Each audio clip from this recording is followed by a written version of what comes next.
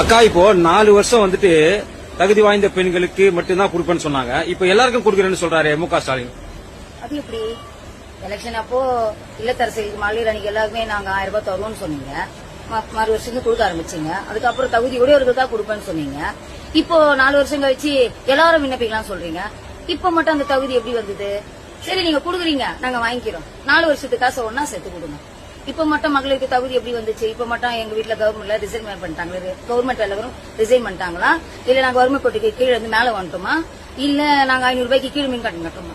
இதுல எது எங்களுக்கே தெரியலையா? அப்போ எலெக்ஷன் அப்போ ஒண்ணு சொல்லுவீங்க, ஜெயிச்சதுக்கு அப்புறம் ஒண்ணு சொல்லுவீங்க, திருப்பி நீங்க மறுமுறை ஆட்சிக்கு வரணும்னா நீங்க என்ன வேணா சொல்லுவீங்க. நாங்களும் கேட்டுட்டு தாங்க அப்படின்ட்டு உங்ககிட்ட கை கட்டி நிக்கணும். இதுதான் நீங்க ஆட்சி செய்யற கவர்மெண்டா?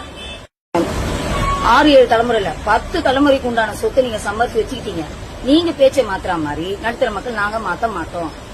இந்த வாட்டி நீங்க ஆட்சியில் அமர்றது ரொம்ப ரொம்ப ரொம்ப ரொம்ப கஷ்டம். நாங்க உட்கார விட மாட்டோம். நீங்க எழுதி வச்சுக்கோங்க, இந்த வாட்டி திமுக ஆட்சி அமைக்காது.